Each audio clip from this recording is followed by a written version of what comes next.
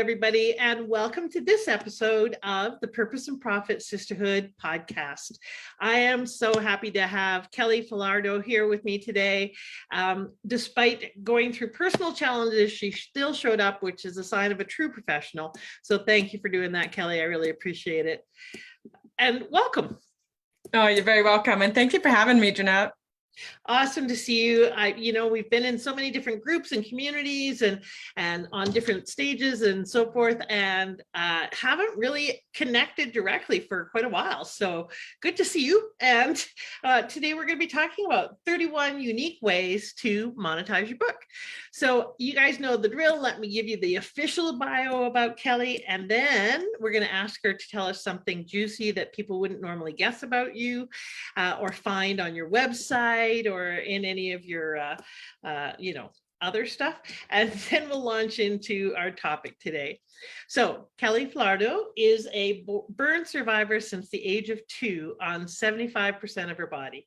She found a way to go from near death to success, from the ugly Scarface girl to the TEDx stage twice.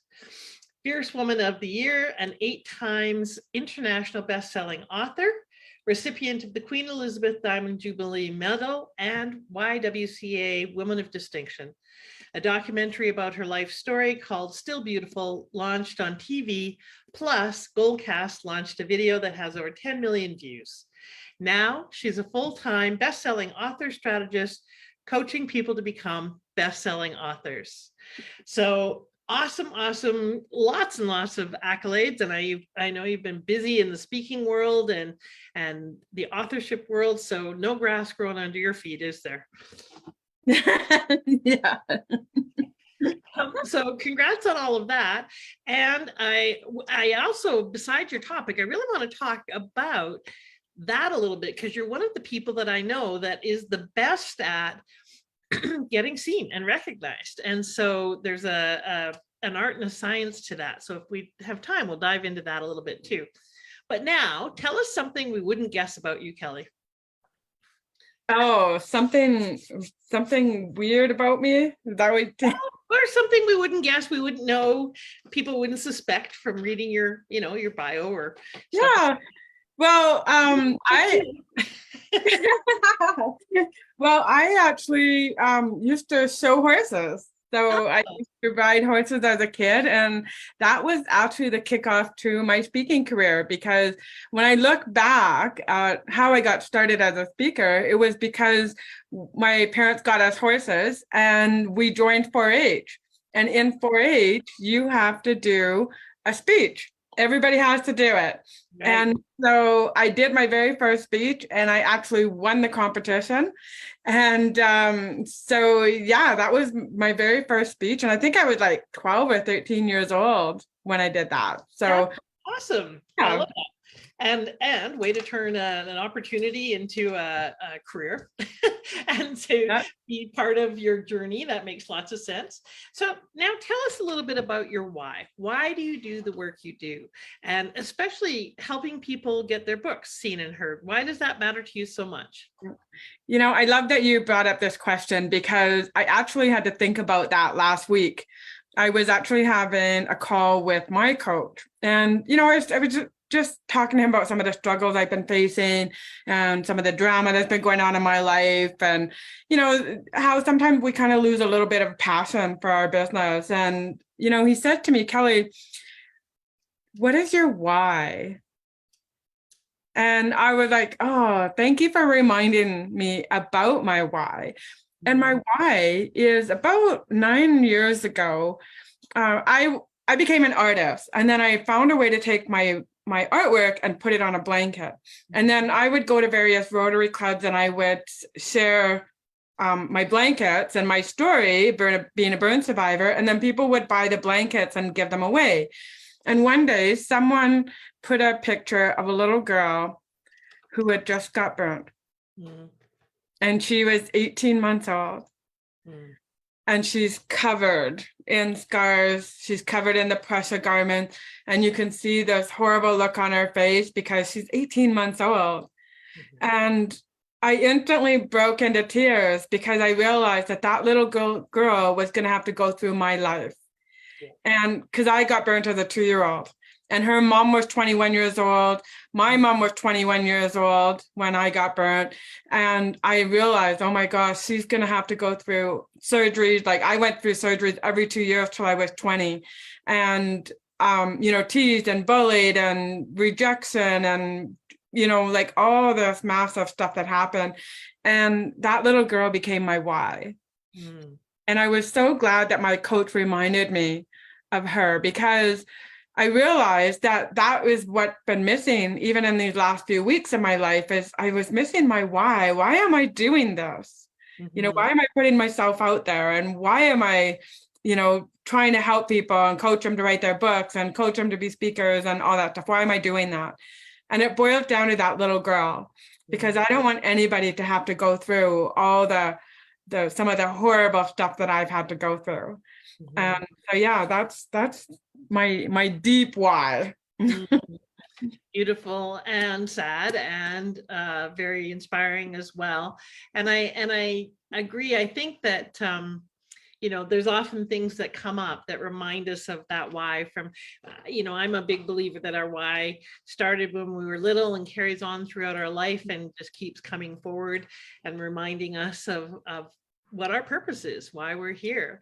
And so it sounds like there's been a long theme for you of really wanting to be an advocate and a voice for those who may not understand that experience, but not just that experience, the experience of not being seen, accepted, loved for who you are.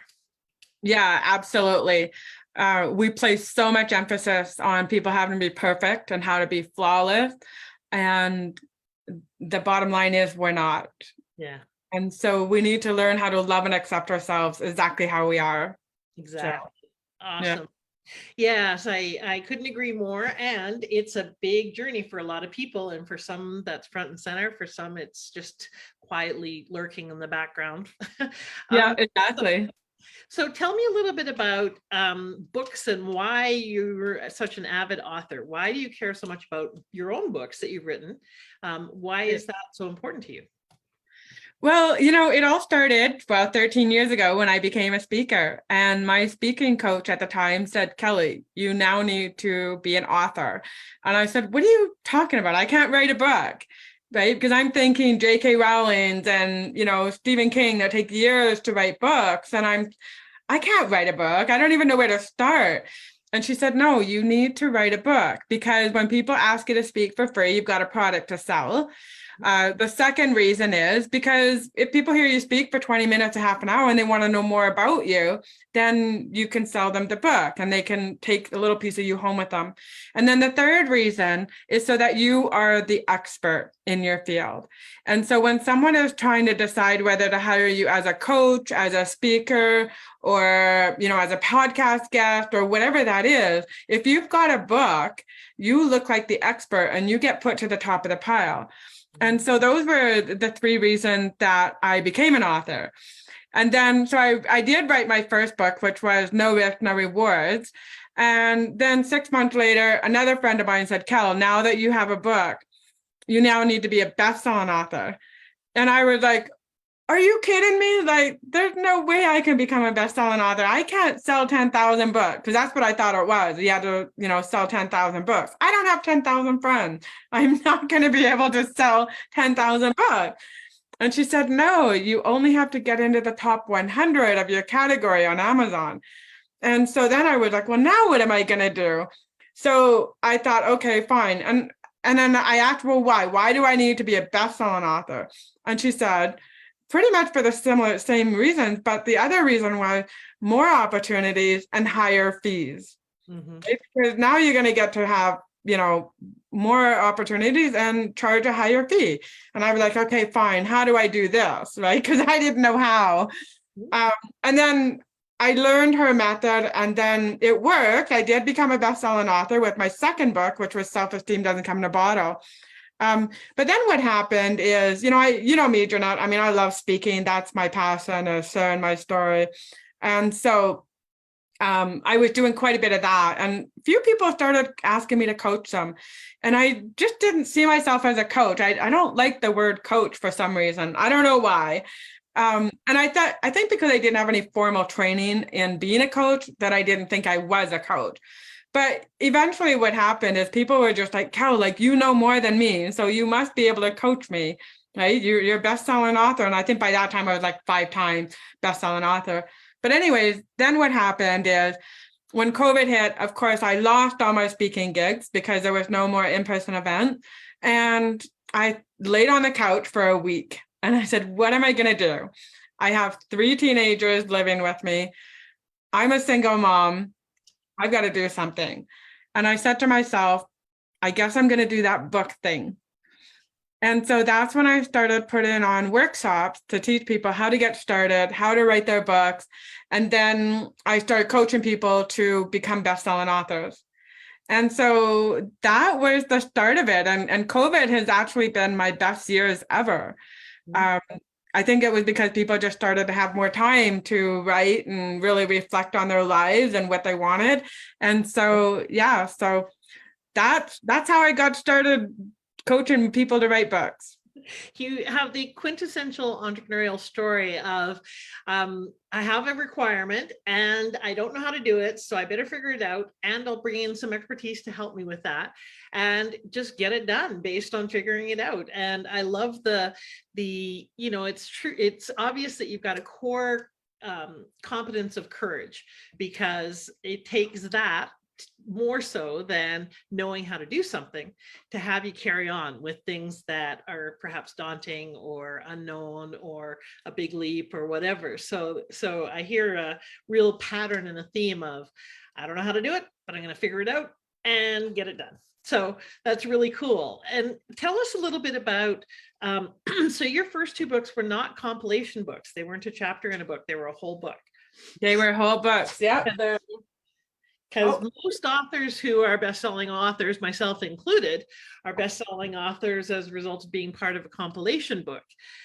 So yeah, cool. Yeah, these are the 2 books, No Risk, No Rewards, and Self-Esteem Doesn't Come in a Bottle. So okay, love that. That's awesome. Yeah.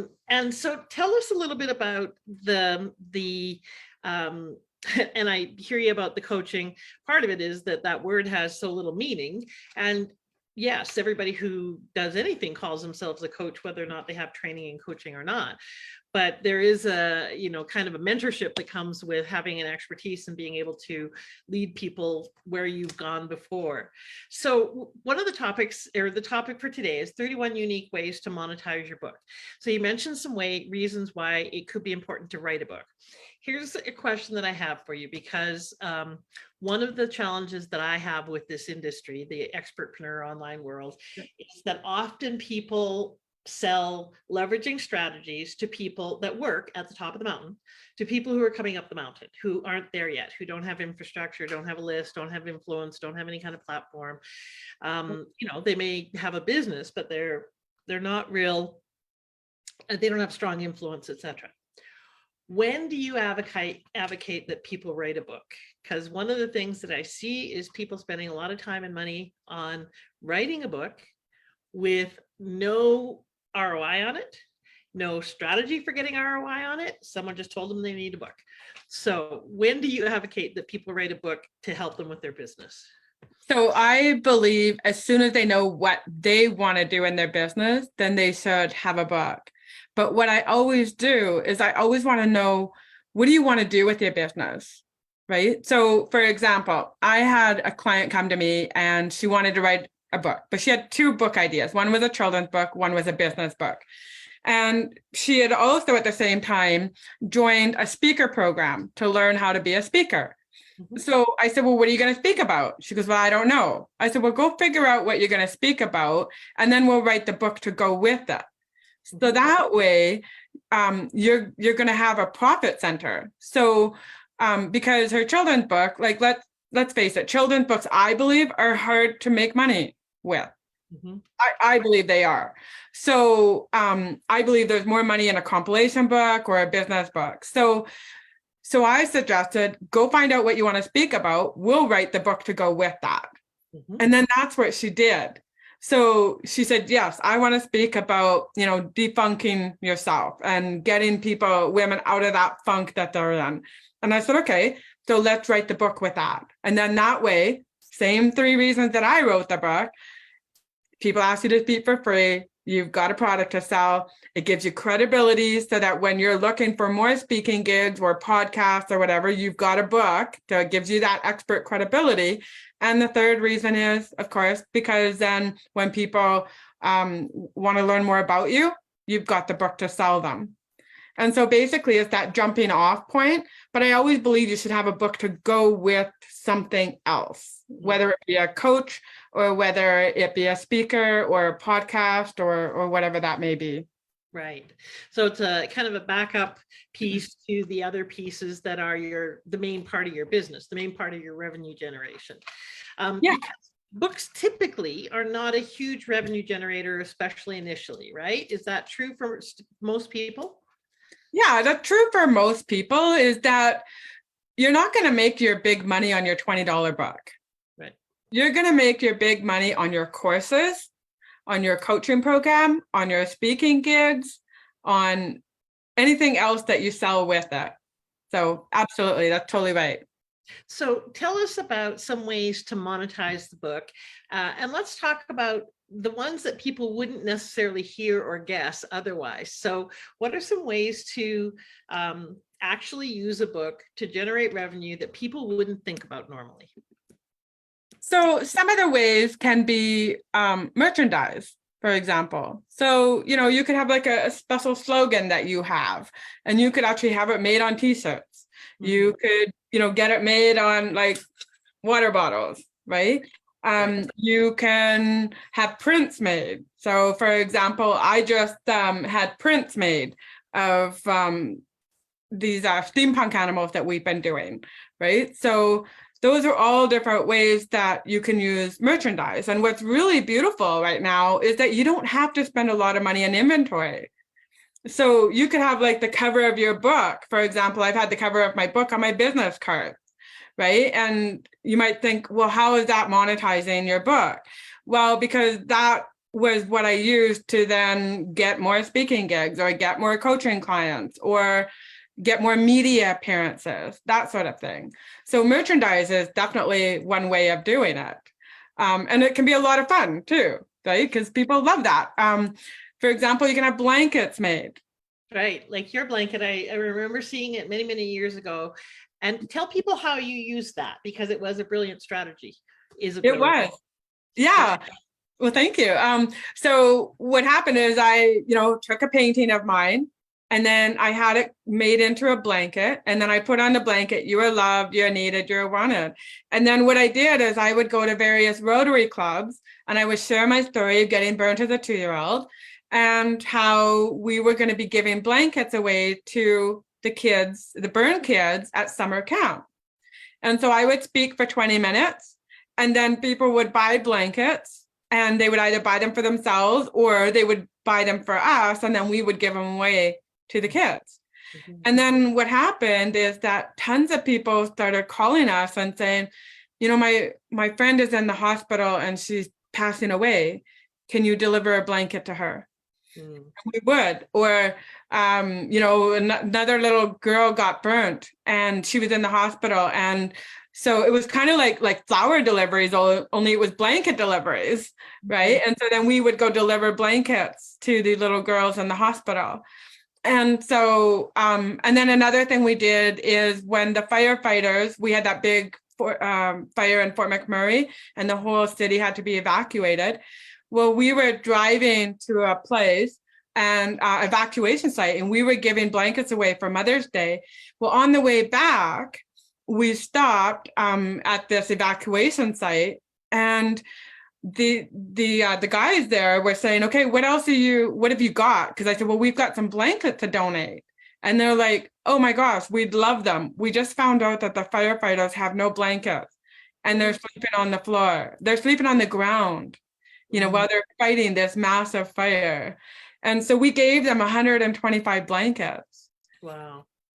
So it was just so beautiful to see that a painting could be made into so many different products, different ways of helping people. And it's your painting plus a really inspiring message, and a much needed message, that can then be leveraged, and you can get people to buy the product to give away like you did. So part of the question is, for people to think about is, what is a fundamental part of my message that I want to get out into the world? And what are some vehicles for doing that? And who cares about that? Who will pay to have that message spread around? So that's a really brilliant kind of win-win-win-win all the way around in many, many different ways. Yeah. Okay, what are some more ways that people can monetize their book?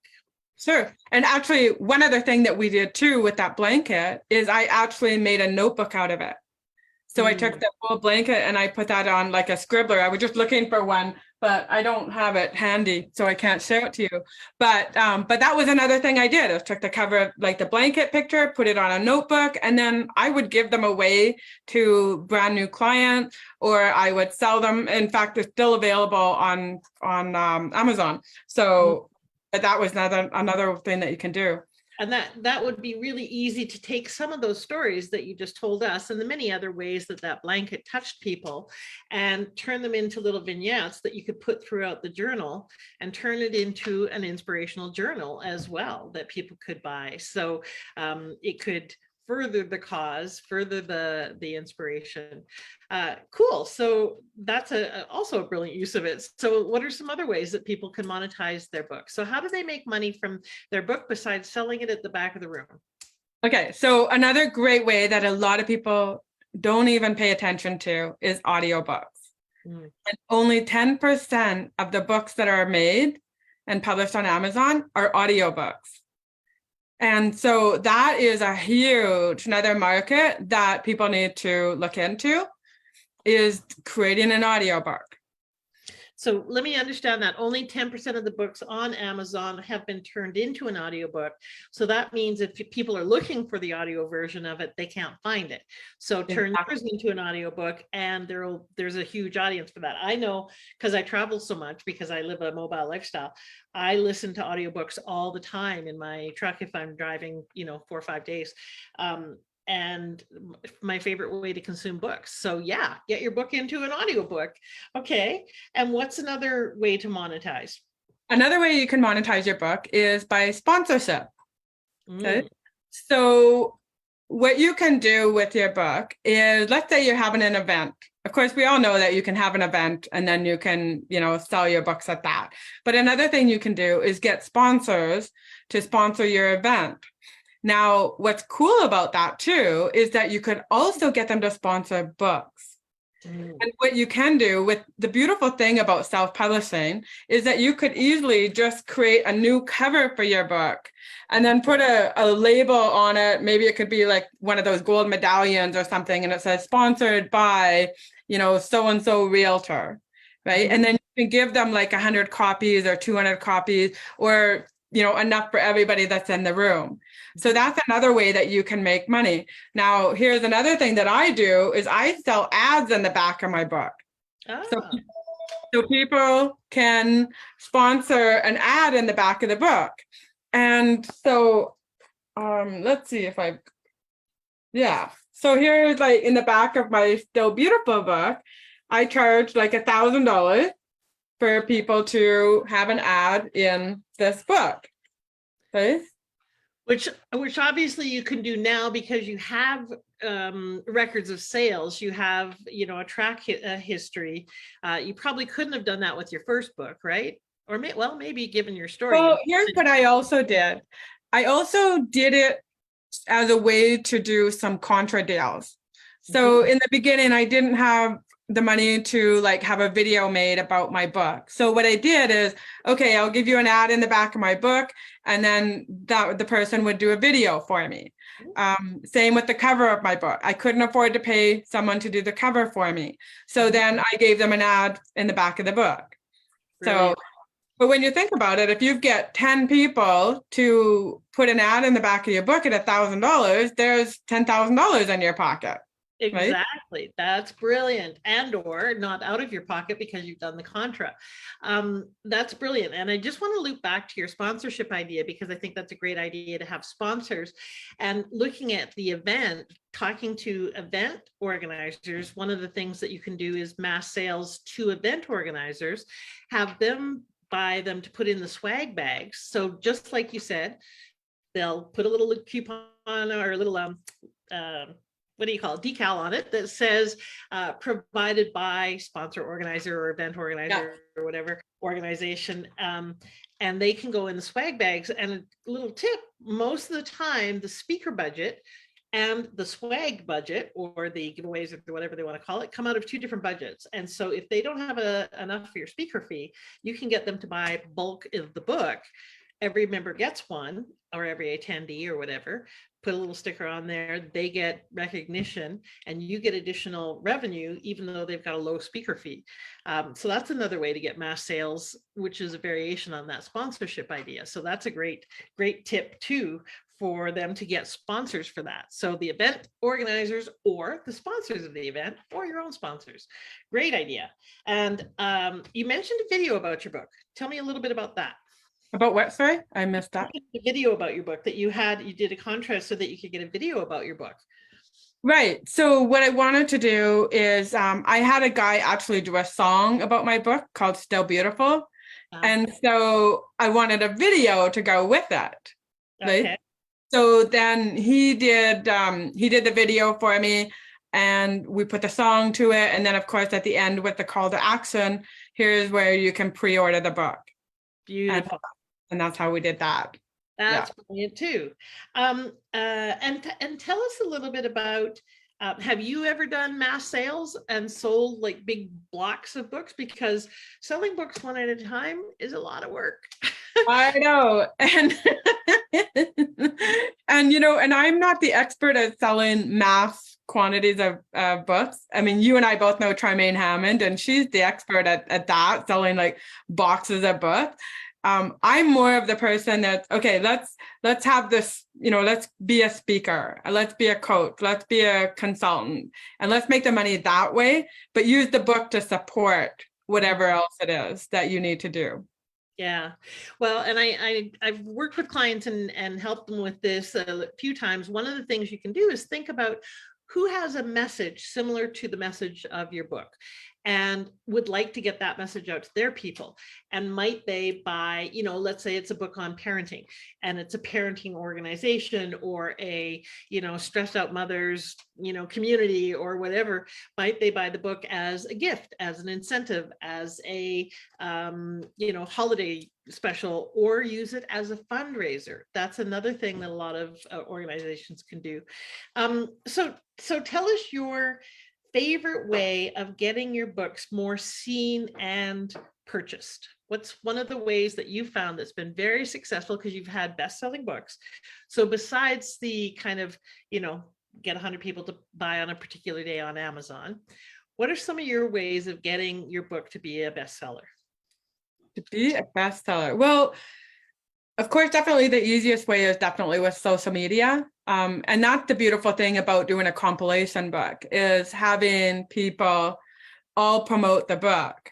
And I think one of my favorite ways is just jumping on Facebook and doing a Facebook Live with people and just talking about their stories. And I think that's the big thing, is people want to know the story. They don't want to be preached to. They want to know, what is that story behind the person, right? Mm-hmm. What is, just like you asked me, what is the why? And a lot of times the people will say the why is their kids. But I believe that the why is deeper than just their kids. And that's why I share the story of little Rosie. So for me, my favorite way is just like, you know, getting on Facebook Live and sharing it that way. And then of course, you know, sharing it on stage. Mm-hmm. And just really being able to go deep with people and really share with them, you know, some of the things that I've gone through in my life and how I've been able to come through it. And it's not just about me, it's about them. Like, what have you done to help yourself get through some of the challenges in life? So yeah, we definitely have to make our story relevant to them and bring them into that picture.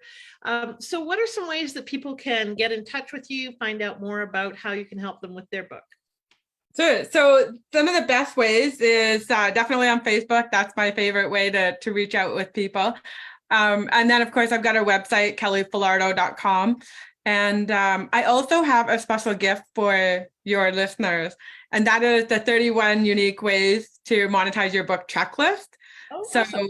yeah, so I'll get you the link for that so that people can grab that checklist and learn even more about it. But I think the big thing is people just need to have fun with their book. Like I remember when I first started, I was like, oh my gosh, this is so hard, but it doesn't really have to be. And actually, it just reminds me of another fun way. So before, when we could actually go out, I would always have 2 or 3 books in my purse. Mhm. And then when people would say, I want to buy your book, I'd be like, okay, great, here it is.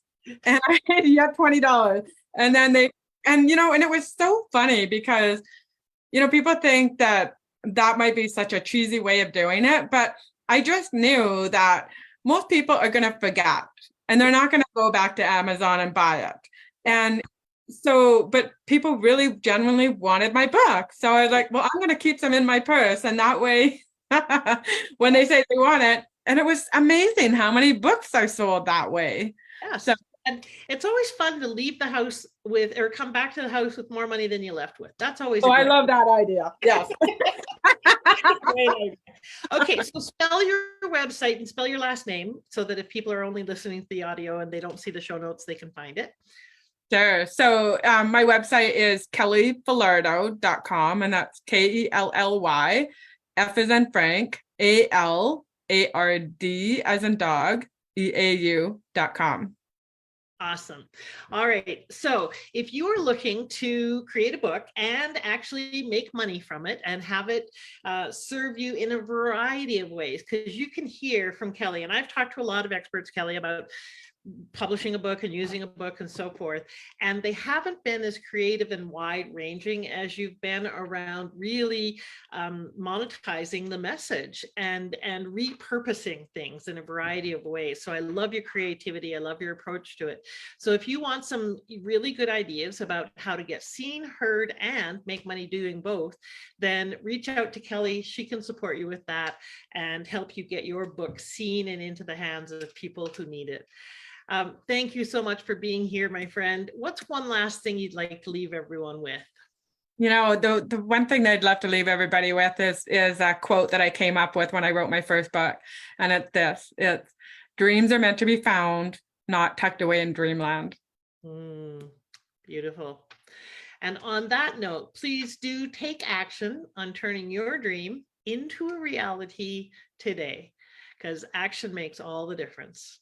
Thanks for listening. Have a bodacious week, everybody. Bye-bye.